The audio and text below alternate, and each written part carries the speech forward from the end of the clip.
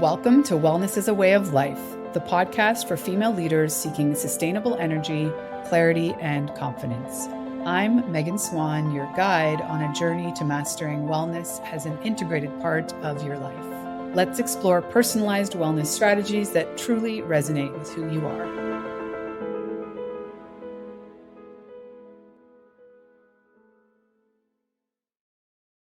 Welcome back to the podcast. Today, I'm so excited to pick the brain of Dr. Joli Hamilton. She is an incredibly interesting woman. She's a relationship coach for couples who color outside the lines and the founder of the Year of Opening. She is a depth psychologist, which I'm curious to ask her about off the bat right there. She has a very cool TEDx talk that you can watch on YouTube. It's also posted on her website. She's a best-selling author and a certified sex educator. She co-hosts her own podcast called Playing with Fire, and she anchors it with her partner, Ken. Joli's been featured in New York Times, Vogue, Cosmo, NPR, basically you name it. And we're here today. How are you, Joli? Megan, thank you so much. Whenever people read the things, I'm like, oh, wow, I sound really busy. But but I promise I do breathe. I do. You do other things. So, where to start? How about let's start with, can you define color outside the lines? Sure. So I use that phrase. I mean, it's always great to have a tagline that helps people understand who you're for. And really, I want to be clear that I love helping people design conscious relationships, but I don't really care what that looks like, as in like some finished product. A lot of people in my line of work focus on polyamory or relationship anarchy or specific kind or swinging. I'm really focused on going from a monogamous normative paradigm into a really consciously designed paradigm.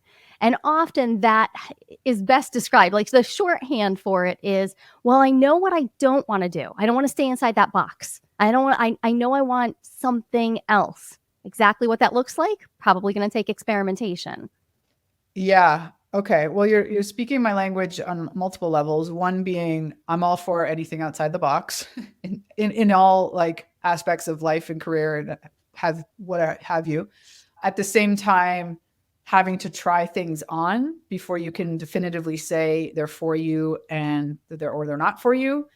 And you didn't say this, but I'm guessing that these things can ebb and flow. There can be reasons and seasons. It's not like we're always X or we're not. And yeah, so let's start with, can you go back and define some of those terms, assuming that we are talking to like very much coloring inside the lines audience, probably, although not definitively. I know there's lots of, outside the liners people as well, but you just said a few terms and I'm not sure that most people would know exactly what you're referring to. Yeah, absolutely. So when we're talking about non-monogamy, we should always just start off with monogamy is not exactly well-defined either, right? Like most of us think, well, I know what monogamy is. It's the one rule to rule them all. It's the thing everybody else is doing. But in fact, we're all designing our relationships. Mm-hmm. Some of us are doing that with a lot of conscious attention and intention. And a lot of us just sort of start creating a relationship and we figure it out as we're going. And so we wind up without clarity on exactly what we're doing. So the language I use, like polyamory being a frisky little conglomeration of Greek and Latin, and it means many loves, right? Polyamory is generally used to describe people who want to build multiple intentional relationships where not just sex, but all sorts of intimacy can be involved with multiple people simultaneously, above board, everybody consenting and into it. Got it. Whereas relationship anarchy is similar, but also takes away, actually, it's sort of the anti-label. It's the label someone might use if they say, I'm going to let every one of my relationships build of its own volition. I might wind up in a monogamous connection. I might wind up in a huge polyamorous constellation, but I'm going to intentionally decide that every relationship gets to adhere to its own sort of logic. So relationship anarchy has its own, actually, there's a great new book. It just came out this week by Tuck Malloy. If that idea caught your attention. I go grab expansive love. And then, of course, there's the larger umbrella terms: open relationship and consensual non-monogamy, ethical non-monogamy. These are the words we tend to hear kicked around more broadly, where people are just talking about something that is not one person or one person at a time, right? Because monogamy, I mean, if we take the word apart, it would mean one marriage. But a lot of us wind up being married 2 or 3 times over the course of a lifetime. But we usually do that monogamously, as in we do it with one person at a time. Why? Well, the law prohibits us from marrying more than one person at a time. Monogamy, though, also, just on a general collective level, we usually mean I've made a commitment to only have sex or intimacy or emotional something, right? I've made a commitment to have some form of exclusivity with you. And often what that exclusivity is kind of in the ether. We don't really know. People who I often ask monogamous research participants, what are your fidelity agreements? And a lot of times they blink slowly and they're like, I mean, what does that mean? What everybody has. And I'm like, yeah, there's the thing.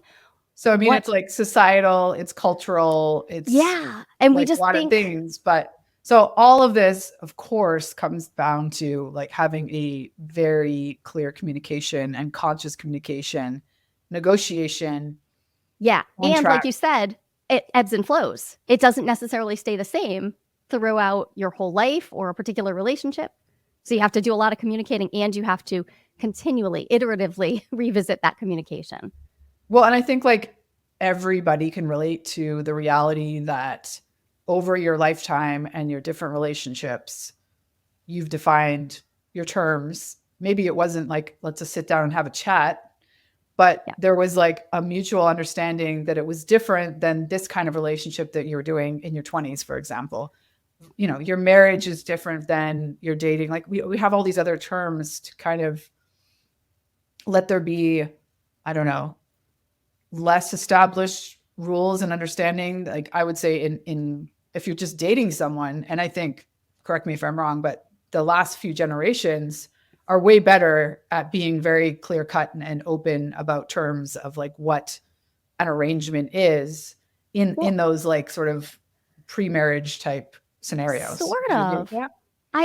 Except we've also seen the evolution of the situationship.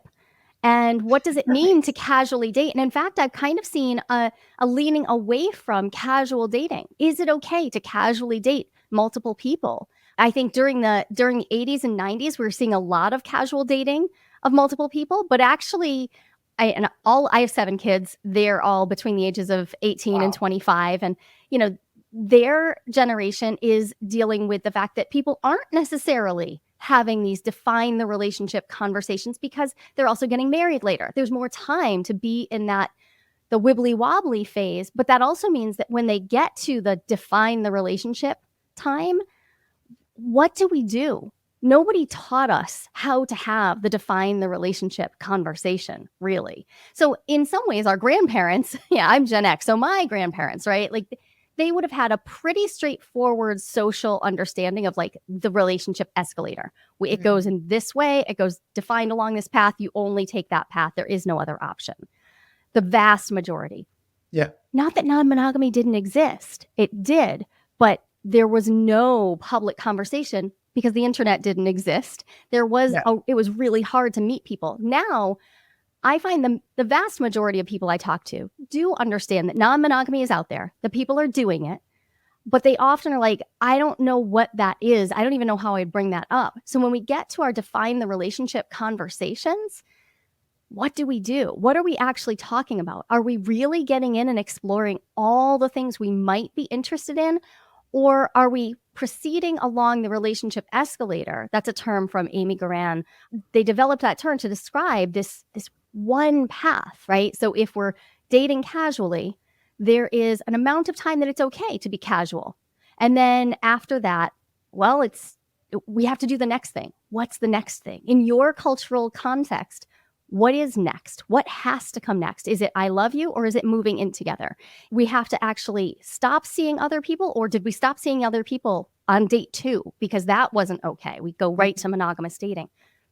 There is no standard, but our smaller social circles do have social standards. And often the people we're dating are in a different social circle. So we're often dating people who aren't necessarily having the same expectations. So you said define the terms. Yeah, I wish we did, but I don't think we do a great job of actually defining, what do we mean? What do I mean? I'm seeing you, I'm dating you, I'm talking to you, I love you. What does that mean? What does it entail? What's behind it?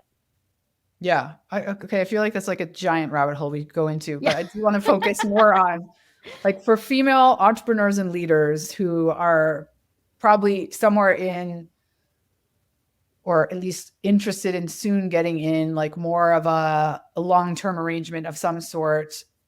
And I know a lot of women that have already really established this non-monogamy, and I'm not even sure where they would personally define given your terms, but and I think because mostly of the internet, you just, you're exposed to so many more ideas and see like, oh, okay, well, there's like a million people over here talking about this. It's not just me. Right. And I think it just opens like so many doors, particularly for women who, traditionally have had to sort of just align with whatever the status quo was for all sorts of reasons. I'd love for you to just kind of, if you're in a situation where you want to even just breach some interest of your partner, like, what do you recommend? Do you recommend that the woman start looking into some of these communities or read a book or do like a little bit of work on her own just to experiment with like, okay, because of course it's always like, yeah, sounds amazing until you flip the coin and think like, okay, but I'm also going to have to be processing that my partner has all of this liberty and like, so I think it's like it's a very double-edged sword. And a lot of people, well, let's stick to women. They kind of like flirt with the idea. Mm-hmm. At what point would you recommend that you flirt with the idea with your partner? Yeah. Well, it's a really important question to sit with. When people are flirting with this idea, they could be in several different states. But what I most frequently see are people who are either really intrigued by the idea and just like they're swept away by it, and they're reading the books, they're listening to all the podcasts, they've started following all the content providers, they're getting all the open relationship gurus. Yeah, they're following everybody, right? And they're going down that rabbit hole. And then there's the other group of people who actually, they've already got somebody in mind that they would like to add to their intimacy, right? They either want to start sleeping with them, or they've developed an emotional crush and they're like, oh, I want to take this to the next level. And they already have a target. So there's those two categories of people. And depending on where they're at, there are different paths that really need to be considered. But let's talk about that, what you pose, like, should I think about this for myself first, or should I go right to my partner? It really has a lot to do with what exactly you say you're thinking about. Because, of course, a vast amount of the work is inner work. Can I be with this? What does this idea even mean to me? What am I looking for? What do I want to create? What are my needs? And what am I able to tolerate? But while you're doing that, if you are currently partnered, while you're doing all that thinking, if your partner has no idea and there is a monogamous presumption, like everybody thinks that there's monogamy in the room, you are now traveling down that road. When you finally tell them that you're interested, remember, they're going to need at least as much time as you had to explore that for themselves, probably twice as much time, because they didn't have this idea. It was thrust into their world. They didn't have it spring up from inside. Mm-hmm. And so there is a danger here that I see people walk into frequently, where they're like, I'm going to figure this all out. And then when I've got the idea totally straight and I know exactly what I want, I'll present it to my partner. Yeah, your partner may be just like blown out of the water. They may feel, the term for it is usually called polybombed, because for them, it feels basically like just like a hard no. And like, or they may even give you well, sure, we can talk about that. But now they could have years of thinking on their own. So imagine, I have talked to people who've been thinking about this and trying to figure it out for months or years on their own. Now they introduce it to a monogamous partner, and now there's a new set of months and years on the other side of that.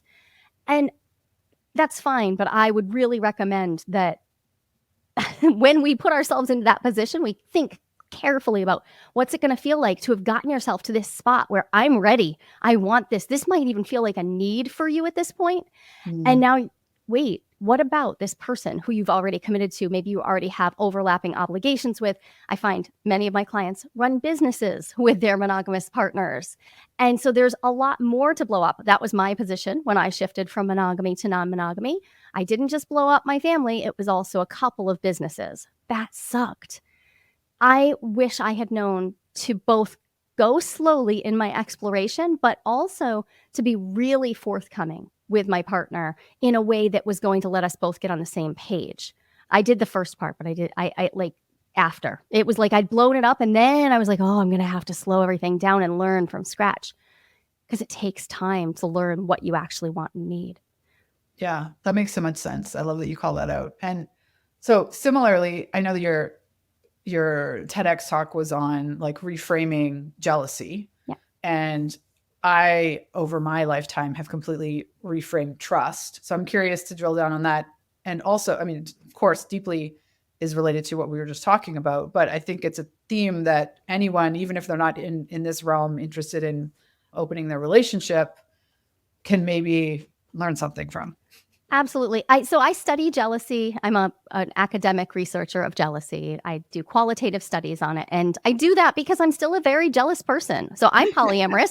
I'm polyamorous and I experience jealousy like regularly. People often think, oh, I could never do that because I'd be jealous.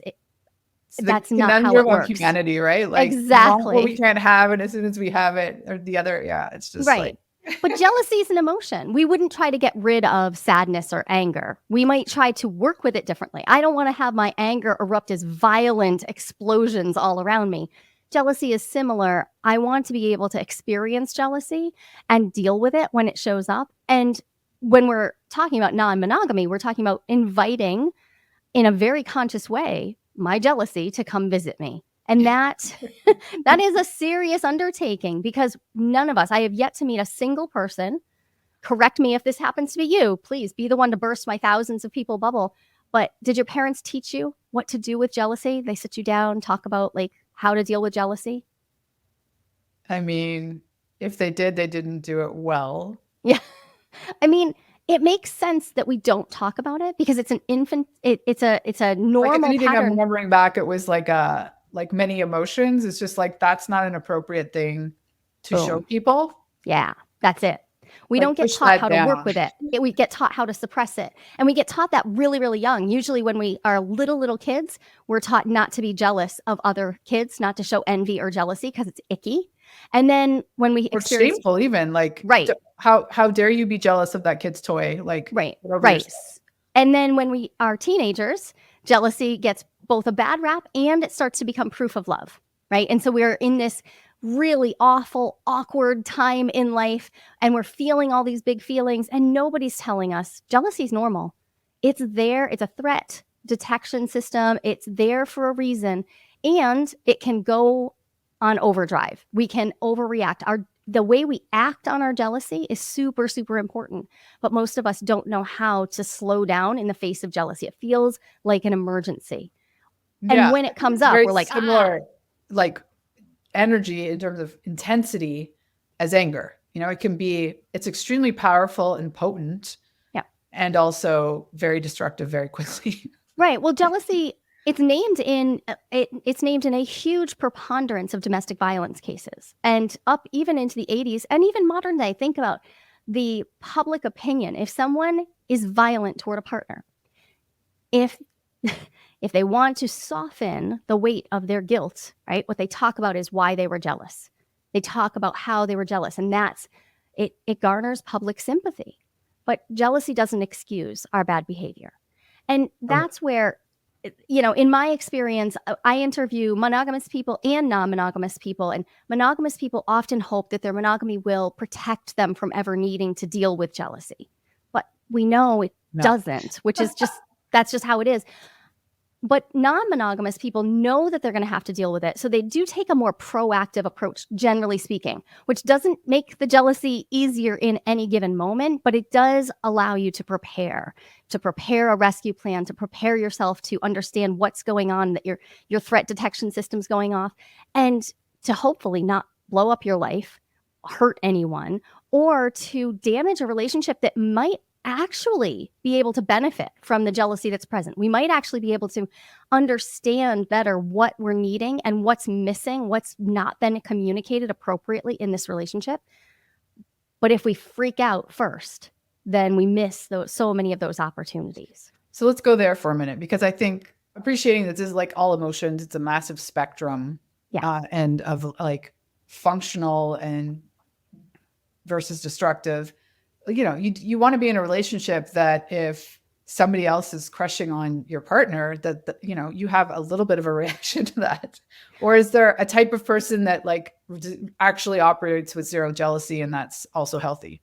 Well, I mean, just think about even that right there. There was your subjective confession. You want to be in what I heard is you, Megan, wants to be in a relationship where if you were to show a little bit of attention to someone who was physically attractive, that your partner would be a little jealous and you'd be worried if they weren't. You want there to be a little something. Well, I was thinking the opposite, but yeah. Okay. Yeah. Like either way, either direction, right? Like you want there to be a little something.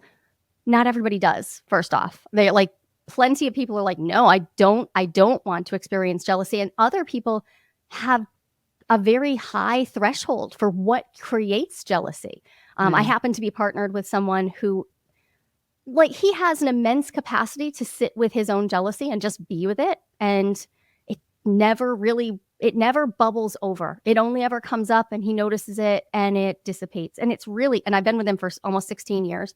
It's a miracle to watch because that is not how jealousy feels in my body. But we were taught, and it's reinforced through our music, our stories, our rom-coms, that jealousy isn't just destructive, but it's also proof of love. And if it's not there, there's something wrong. So, okay, so let's go back, drawing the parallels to anger. You know, anger comes up when someone's crossing your boundary, right? Right, when we sense unfairness, yeah. So what's the comparative for jealousy, if there is one? Well, jealousy will come up. There's a jealousy triangle because jealousy and envy are closely related, but they're distinct. Jealousy comes up when I feel a threat to a valued relationship by another person, right? So envy is when I want to be like someone else or have what they have. So, and the reason I'm sorting these two is when you said like, well, you know, when you were a little kid, we don't want to be jealous of another kid's toy, but the toy is not interrupting a valued relationship. What we really get into with jealousy is when you're a little kid and your sibling needs to be fed because they're a little baby and you feel like that's interrupting your connection to your parent. And so you hate your little brother now. That's jealousy, right? It's the hatred that's pointed at the third, the interrupter. And so jealousy is the threat detection system of there is a third and they are going to interrupt my vital connection to belongingness, love, comfort, security, all the things that we have wrapped into what it is to have a valued other. So not just our romantic partners, but often our closest friendships as well. So interesting. So what is the opposite of jealousy? Well, one of the words that we can use as an oppositional emotion to jealousy is compersion. But I want to be careful here because while compersion, the joy for another person's joy, it is an antonym of jealousy. But jealousy doesn't need to go away for us to feel it, right? Jealousy and compersion can coexist. So if I'm feeling jealous, I'm feeling this potential threat. So let's say I see my partner and they're at a party and I'm watching them across the room and I notice that the person they're talking to is animatedly nodding, smiling, tossing her hair, and has just reached out and touched his forearm. Okay, I got all the signals, right? I take it all in. Jealousy is there. However, I happen to know this partner. I know he is quite the amazing nerd.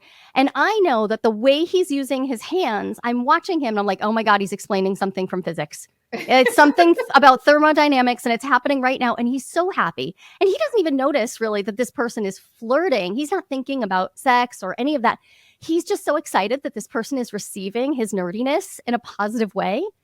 So I can have this emotion of compersion rise up in me and be like, oh, he feels so seen right now. I am so happy for him. I might also, depending on whether I feel secure and whether I feel like my relationship agreements are going to be understood, whether I can expect my partner to behave in the ways I expect him to behave after that forearm touch, yeah, jealousy might be there. If I do not trust my partner, if I think, oh, some attention has been pointed his way, and now a whole bunch of things I don't want to happen are going to happen, now my jealousy is probably going to vastly outweigh any compersion I might have. But because I've made my relationships very, very explicit, I build trust to be able to tolerate the inherent, like the neurological jealousy that just like pops up, and also invite in this sense of compersion. Compersion feels like watching somebody else have ice cream even if you're lactose intolerant. You can be like, they are so happy, and I'm so happy for them, and I don't so want happy any. they got the flavor they wanted. Right. It feels good. So compersion feels often awesome, and people often want to replace jealousy with it. But it's important to remember that we need to let them coexist first. And we don't always get compersion. Sometimes all we get is neutrality. Sometimes we can be jealousy neutral, and that's good enough. Better than, yeah. So to me, this is all at the heart of it about conscious communication in couplehood. Yeah. Building self-awareness, because in order for you to react or respond better, there needs to be this pause. So is there a practice that you give clients to help them sort of like tune into their jealousy so they can have, a little bit more of I'm like slightly removed relationship with it in order to help them learn to manage? Yeah. Well, what I teach is called the jealousy roadmap. And the reason I use this is I didn't invent it. It was my research participants, the ones who were doing really well with great big jealous incidents, being really well managed and not blowing up their relationships. They were doing the same things over and over again. So they were noticing sensations, they were naming jealousy, they were defining all the emotions jealousy had brought with them, and then they were getting into things about like the story and all that. So I can walk through that pretty succinctly. The jealousy roadmap starts though with a practice of, can you notice the sensations in your body? Do you know what jealousy feels like in your body? Most of us don't. Most of us actually get swept by a tidal wave of, I don't know, just make it stop. Just make it stop this second. And we start really getting aggressive with our partner, or we run away in the other direction. I ask people all the time to just tune into, what does jealousy feel like? And you can do that even with a memory. If you can remember a time when you have been jealous, especially remember a time when it was even rational. It was justified. You found out later, like, yep, I had all the evidence I needed. Did it feel like a knot in your stomach? Did it feel like constriction? Do you feel tightening in your throat? Do you feel, a lot of people have their salivary glands will go off, or they'll feel a tingle behind their skull? What happens for you? Your body's going to give you clues when jealousy arrives. If you can notice them and then move to step 2, which is just say, I'm jealous. And the power of that is immense, because most people deny their jealousy, which means it runs you over that whole process. Yes, we skip it. We don't claim it because we're ashamed of it, right? Jealousy is a bad thing to feel, or we just don't want, it's a lot of homework, right? Oh, I'm jealous. Because here's the thing, you're jealous. Even if your partner is doing something absolutely outside of the parameters of your agreements, the feeling is still yours to work with, right? So skipping it, not naming it, is just as effective as not naming sadness or anger, as in it's not effective. Mm-hmm. So if we name jealousy, and we can notice that, okay, I have all of this sensation, this is jealousy. This is, I don't need to prove to anyone else whether this is rational or not. I'm feeling jealousy. And then we can start to tease apart, oh, this is big, angry jealousy. I want to hurt someone. Or this is really shameful jealousy. A lot of people who are non-monogamous struggle because they feel jealous and they're like, I shouldn't. I consented to this. I shouldn't feel jealousy. The jealousy doesn't care whether you consented. It's going to come when it feels like it. Or you could have sadness toned jealousy that it just waves you over, like just like a wave of depression, just like moving through you. There's so many different flavors of our jealousy. And if we get to know the flavors, the cool thing is most of us already have tools for dealing with shame or sadness or anger. So at that point, put those into practice so you don't take an action that's going to damage your world more than you want it to. Yeah. So it does there's- create distance, like you said, distance from the immensity of the tidal wave of jealousy. Yeah. And with that distance, it provides you the space, hopefully, to feel like at the end of the day, you have a choice Yeah. on like, what are you going to do next? Does this Right. necessarily mean that I'm going to follow all the social norms and say, oh, relationship over? Right. Or is there a conversation to be had? You know, like, or do we need to renegotiate something? Yeah. Anything else you want to share with us about jealousy? Well, I think it's really important for everyone to recognize that your understanding of what happens next in jealousy is yours. I have just as many people show up in my office saying, if they feel jealous, they're like, yeah, that relationship is done, over. They don't trust that person, so I'm done.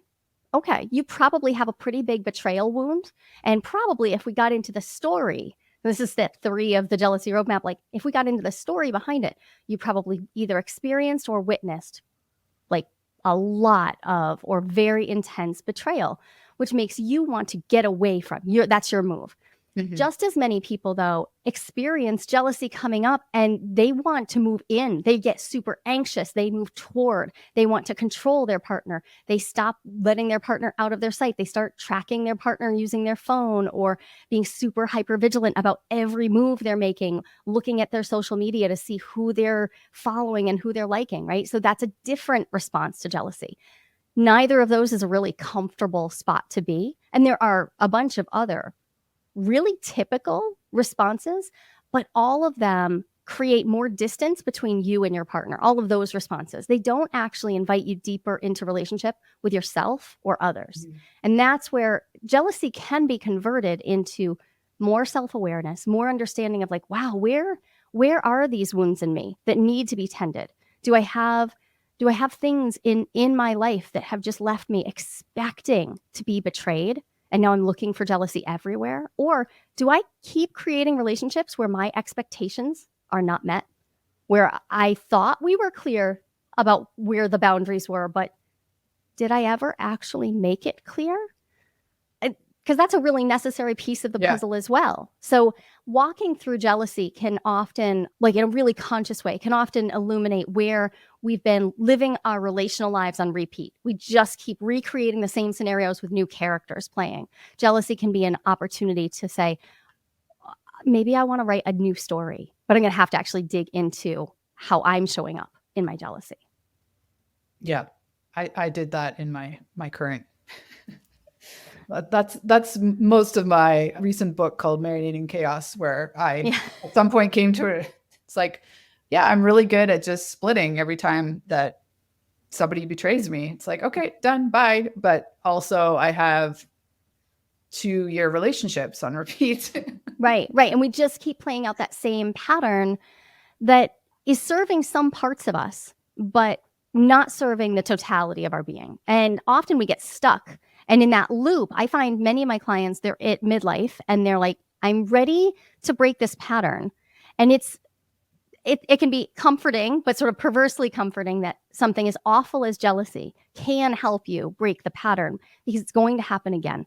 If jealousy just keeps coming up for you, if betrayal just keeps coming up, if you keep finding yourself in that situation, great, then we know where the medicine is. It's right there. We need to actually lean into what's going on. How am I co-creating that reality over and over again? Most of my work is around creating truly explicit expectations in relationships. And I have only worked with maybe 3 people ever who've really dug in and done that work ahead of time. The vast majority of people are just putting their relationships on the, we got it, we understand, we're having a conversation, we understand. I need us to move all that material out of implicit expectation into explicit, understood, mutually agreed upon communication. And then we got to iteratively revisit as we grow and change. Otherwise, we are going to be on that like rinse and repeat cycle of, yep, same problem. A year later, 2 years later. Yeah. I mean, I think at the very least, you should be having like a family meeting or whoever you're, one of these conversations annually at the very least, checking in, like rewriting the contract. Like even if you're in the legal contract of a marriage and what we all, you have all these assumptions around what that means. Just checking in, especially in long-term relationships where there's just so many assumptions going on after a decade, right? Oh yeah. I mean, my primary partnership, my nesting partnership, we have every 3 years, we have a full reconciling of everything. And the assumption is we both go in assuming that neither of us is in unless we're in. So we have to actually opt into our marriage in order for it to continue. It takes a month. Every 3 years, it takes an entire month to go through the entire process. It's not small, but we're 16 years into this, and it is the thing that keeps me feeling free in the context of a deep commitment, is that it's completely reinvented. We also have quarterly meetings, annual meetings, but that every 3 years, it's a lot to take on, and so incredibly agentifying. Like I have my agency back because it's me deciding, what do I want? What do I not want? What am I going to negotiate for real, for real? Yeah. For us, it's more like a 10-year, or like we'll get remarried every 10 years. Nice. With the opt-in. But I think it's so important to be so much more conscious about this than we've been taught to be. Right. Like whatever kind of relationship you're in. Right. We weren't modeled conscious relationships, most of us. And even the people who were modeled really yummy, healthy. I have some clients that are like, my parents have the best relationship. Why do I suck at this? I'm like, because their model doesn't work for you. That could be just that simple. I have some amazing clients who came to me last year who on both sides, their parents have long-term, super happy, adorable marriages, very, very healthy, all good. And they're so frustrated because they're constantly in this cycle of disrepair, and they've been together for 11 years. And they're like, why are we in this? But the model that they were each presented relies on a really strong patriarchal system, relies on a set of like religious fundamentalist perspectives. So it doesn't work for these two people. So they have to reinvent a new model that will be just as stable, but built on their values, because they keep blowing up. Right. And that happens all the time. We can't fit into anyone else's model. We have to actually create our own. And it's work. It does take effort. It's worth it, though. I agree. Let's end it there. No one size fits all relationship. Exactly. It really isn't. Exactly.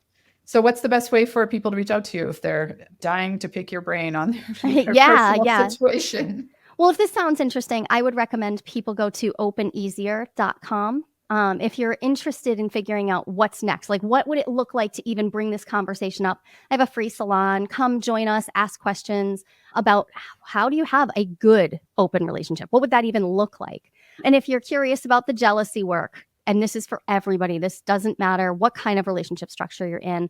If you go to jealousyroadmap.com, you can get that information. That comes straight out of my qualitative studies, but I've condensed it into just a nice 20-page guide to walk you through. Beautiful. Well, thank you for all that. And it's been an absolute pleasure. And thank you so much for sharing all your wisdom. And thanks for having me, Megan. Super tactical things that people can implement immediately, and certainly a lot to think about. Thanks, Megan. Thanks for tuning in to Wellness is a Way of Life. Are you ready to make wellness a natural part of your routine? Let's stay connected. Go to meganswanwellness.com. Until next time, live well and thrive.